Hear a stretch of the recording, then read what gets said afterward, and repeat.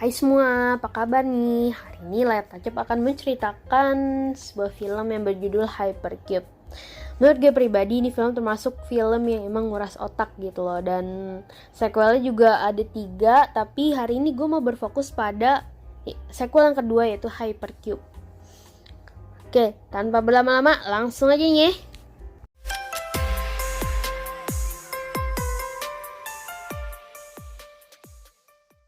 Film bermula dengan beberapa tubuh terbaring di bungkus plastik seperti mereka semua tuh dibius untuk diuji gitu. Terdapat laki-laki setengah tua yang lusuh, celananya udah kagak ada bentuknya, berdarah-darah dan ketakutan, dan terus bergumam sebuah nomor-nomor yang tak apa maksudnya.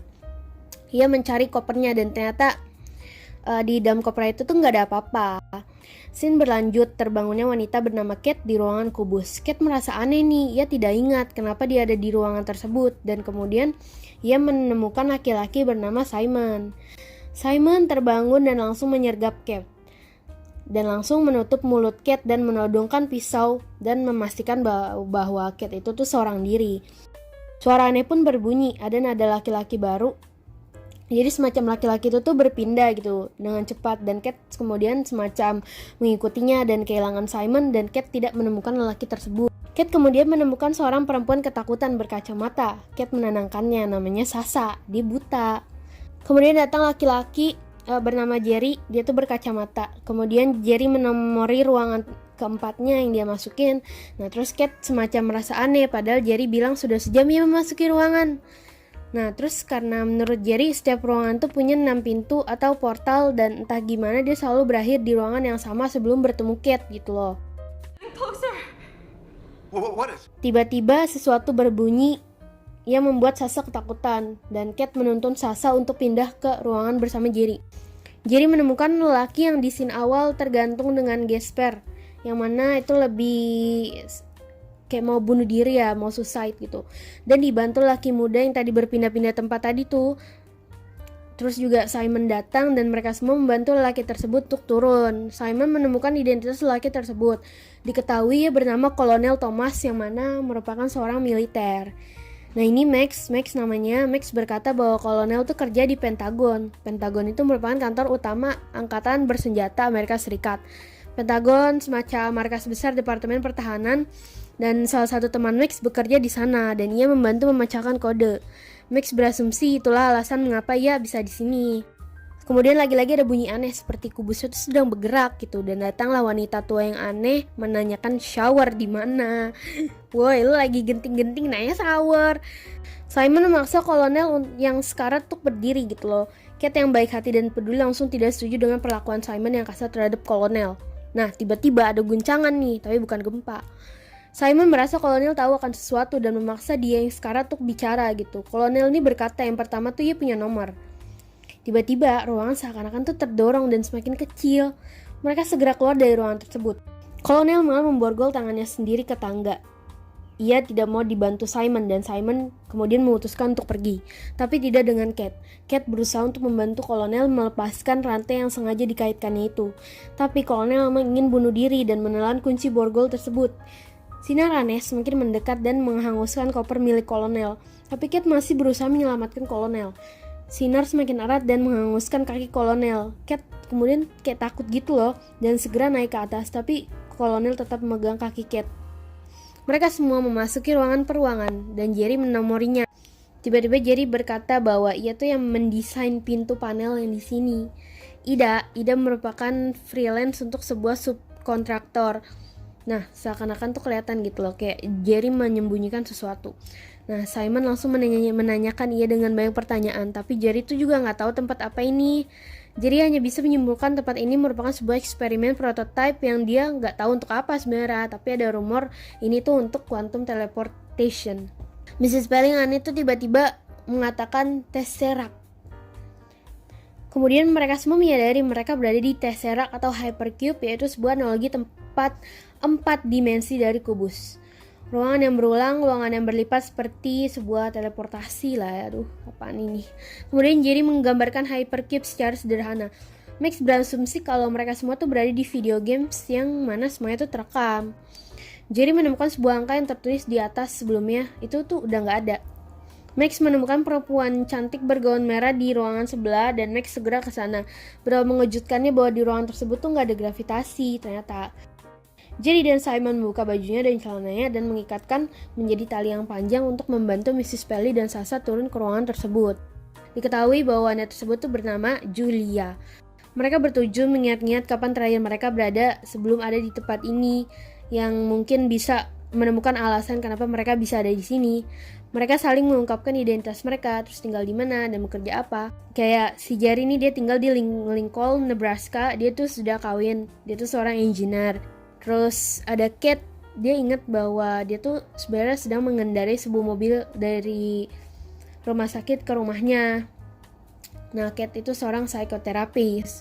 Simon berasal dari New Haven, dia seorang manajemen konsultan. Max tinggal di Palo Alto yang mendesain game. Hal terakhir yang dia lakukan itu ya tertidur di keyboardnya. Sasa tinggal di New Mexico, yang dia ingat tuh dia sedang mengerjakan PR di rumahnya. Yang diingat Mrs. Pelly, ya sedang berjalan bersama anjingnya. Julia sedang ada di after party setelah premier di Santa Monica. Julia ini seorang lawyer. Kate menemukan nomor yang sama dan Simon menemukan jam, dan ternyata jam itu punya Jerry, dan anehnya Jerry itu masih memakai jam dengan tanda yang sama dengan jam yang dipakai oleh Jerry. Mereka menemukan lelaki terbaring tapi itu sudah meninggal dengan rumus yang tertuliskan di dadanya, dan Mrs. Pelly mengenali lelaki tersebut yang bernama Dr. Phil Roseway, yang mana dia seorang ilmuwan matematika yang mempunyai beberapa buku. Di dinding juga terdapat rumus yang sama, rumus yang entah apaan ini ya, hanya orang pintar yang tahu.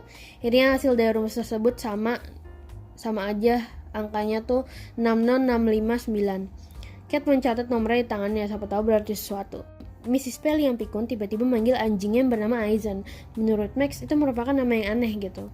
Karena sepengetahuan dia, Aizen merupakan nama perusahaan manufaktur senjata. Kemudian Kate menanyakan dia tuh kerja apa. Mrs. Pelly bilang dia tuh sudah pensiun. Dulu dia bekerja sebagai ahli matematika teoritis dan bekerja di Skippy Research Affiliate. Mereka semua tuh gak percaya dengan Mrs. Pelly dan menanyakannya.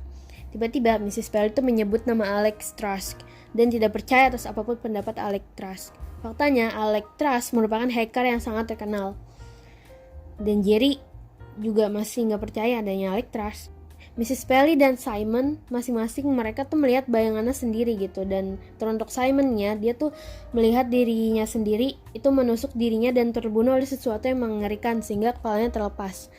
Simon kaget dengan apa yang dia lihat dan semuanya tuh menjadi panik gitu. Jerry menemukan ide bahwa mereka tuh berada di dunia kuantum yang mana semua yang dilihat adalah realiti paralel yang akan terjadi. Tapi semuanya mengelak kesimpulan Jerry, terlebih Simon yang melihat dirinya mati seperti itu. Jerry terus menjelaskan mengenai teorinya mengapa ia menemukan jamnya. Kemudian mereka semua setuju untuk membuka kembali pintu yang ada di bawah. Tapi Simon menolaknya dan dia beranggapan bahwa mereka itu semua sakit, gila, dan berada di area 51 di rumah sakit CIA. Yang sebenarnya Simon takut adalah ya itu dia nasibnya yang bakalan mati yang seperti diperlihatkan tadi. Lalu Simon seketika berubah, ia mengeluarkan pisaunya dan mengancam untuk tidak membuka pintunya. Simon nih mulai gila dia. Simon mulai juga menuduh Jerry menjadi bagian dari eksperimen ini. Kemudian akhirnya Simon menyimpan pisaunya kembali. Akhirnya mereka semua meninggalkan perdebatannya dan mereka semua kembali menelusuri ruang demi ruang dan membicarakan tentang siapa itu Alex Trask. Alex Trask pernah menciptakan program virus mematikan, tapi mereka positive thinking bahwa Alex Trask itu cuma konspirasi belaka. Saat yang sedang istirahat, Simon membeberkan rahasianya bahwa itu sebenarnya seorang detektif pribadi yang menangani orang hilang. Tiba-tiba si Sasa merasakan sesuatu nih dan membangunkan semuanya. Terdapat benda aneh, bahwa sebuah persegi yang bersinar dan berubah menjadi ganda yang mereka takjub akan keindahannya gitu. Padahal sebenarnya nyawa mereka terancam. Benda ini pelan-pelan jadi ganda dan kemudian berubah menjadi Tesseract, dan terus berubah menjadi ya banyak bidang cuy. Oke, aduh, apaan ya? Ketika Mrs. Pelly ingin menyentuh, Jerry melarangnya dan mendorongnya sehingga Jerry terkena benda itu yang ternyata dapat melukai seseorang jika terkena. Nah itu benda ini tuh setajam pisau. Dan Jerry terjatuh dan benda itu melayang-layang cepat ke sembarang arah. Mereka panik dengan apa yang terjadi dan memutuskan untuk pindah ruangan, tapi tidak semudah itu. benda itu kita panggil aja pisau terserak ya, yang semakin kencang melayang, dan Jerry yang terluka tuh dia merangkak, dia nggak bisa apa-apa. Jerry yang sudah terkoyak tidak bisa berbuat apa-apa dan tergiling oleh pisau terserak. Karena Sasha masih tertinggal di ruangan tersebut, Kate berusaha menolong Sasha walaupun dilarang oleh Simon. Kate tetap kembali untuk menyelamatkan Sasha. Kate menyuruh Sasha untuk menuju pojokan. Ini emang nyusahin banget nih Sasha nih. Dan ternyata pisau terserak ini akan berhenti jika tidak ada pergerakan di sekitarnya gitu. Dan perlahan-lahan pisau terserak ini mengecil kembali menjadi persegi panjang dan kemudian hilang begitu saja. Simon mengikat Mrs. Pelly. Simon mengira Mrs. Pelly itu dalang dari semua ini. Dia mengira Mrs. Pelly bagian dari game ini dan memaksanya untuk memberitahu bagaimana keluar dari kubus raksasa ini. Julia yang ingin menolong Mrs. Pelly itu malah diancam. Tiba-tiba ada sesuatu yang keluar dari dinding. Inilah yang dibayangkan scene sebelumnya yang menanggalkan kepalanya Simon tuh. Dan Simon berusaha untuk melepaskan tali yang mengikat Mrs. Pelly. Bukannya bangun, Mrs. Pelly tuh malah memegangi Simon. Karena benda aneh itu semakin dekat, Simon terpaksa membunuh Mrs. Pelly dengan menusuk pisau ke perutnya. Beruntung bayangan yang memenggal kepalanya tadi tuh ya akhirnya nggak terjadi, alhamdulillah. Karena Julia dan Max takut dengan Simon, mereka meninggalkan Simon. Berapa mengejutkannya terjadi di ruangan selanjutnya. Ruangan tersebut membuat kita menjadi lambat. Kita berpindah ke sesi Kate dan Sasha, di mana mereka berdua sedang memecahkan ya angka 60659 tadi gitu. Mereka berasumsi bahwa mungkin saja ini merupakan sebuah koordinat atau semacam bias jadi zip code atau nomor serial, tapi semua itu hanya tebak-tebakan yang belum pasti. Di sisi lain, Max dan Julia mereka memasuki ruangan aneh di mana jika di dalam mereka akan begitu cepat. Hal ini membuat mereka terheran-heran bahwa ruangan ini merupakan ruangan kecepatan waktu. Di sisi lain, Simon yang makin menggila. Dan tiba-tiba nih Jerry datang nih. Ingat kan mereka yang berada di hypercube yang teraserak di mana semuanya kejadian itu realitas paralel yang berulang-ulang. Nah, Jerry ini merupakan Jerry dari dimensi waktu yang berbeda ternyata, yang baru saja tiba di ruangan hypercube ini. Yang jelas saja Jerry tidak mengenali Simon. Di sisi lain, Kate dan Sasha memasuki ruangan yang tidak kalah aneh, yaitu melihat dirinya dan yang lain saat tertidur kelelahan tapi udah berubah menjadi kering. Max memberikan rahasianya kepada Julia bahwa ia sebenarnya pernah membuat game komputer bernama Relativity, di mana semua pemain terhubung di internet dan melakukan perang 3D dimensi. Hal ini mengingatkannya kepada ruangan ini yang konsepnya seperti game yang dibuat Max di komputernya, tapi bukan Max yang membuat Tesseract ini. Akhirnya si Sasha merasa dirinya beban, tapi tetap tuh Kate masih berusaha baik banget gitu. Terus tiba-tiba Sasha bilang gini kalau dia tuh belum pernah menemukan jalan keluarnya. Kate nanya lagi nih, lah Sasha berarti lo pernah dong di Tesseract sebelumnya? Dia nih bingung nih, Kate bingung dan tidak mengerti apa maksud Sasha. Sasha akhirnya mengakui kalau dia tuh nggak diculik sebenarnya. Dia tahu ada banyak orang yang ditaruh di sini dan ternyata Sasha tuh nggak beban dan ternyata yang beban si Alex Rush. Ya Allah. Simon akhirnya membunuh Jerry dan mengambil jamnya. Kembali ke Sasha yang mengakui bahwa ia Alex Rush. Dia akhirnya mengaku dia yang membuat semua ini. Dia otak dari hypercube ini dan ternyata sangat sulit untuk keluar dari hypercube ini. Nggak ada yang happy ending. Kate yang tidak percaya dia akan mati di sini terus membuka ruangan demi ruangan. Ia melihat Max dan Julia udah berubah jadi mumi tengkorak. Hypercube-nya ini semakin gak stabil gitu. Sasha akhirnya membuka suara yang intinya semua realitas ini tuh yang terjadi di dalam Hypercube itu akan runtuh menjadi satu ruangan yang intinya akan meledak. Sasha bertemu dengan Simon yang semakin gila. Ketika berbalik badan, ternyata Simon udah menyekap Sasha. Ia seperti Simon di waktu yang berbeda. Perkelahian antara Kate dan Simon dimulai, dan Sasha pun mati. Area yang tadi dibilang Sasha bahwa semua ruangan akan runtuh menjadi satu ruangan, dan ketika Kate ingin keluar dari ruangan tersebut, maka akan kembali ke ruangan itu gitu. Hal ini tuh justru dimanfaatkan Kate untuk menyergap Simon dari atas. Akhirnya Kate berhasil melumpuhkan Simon.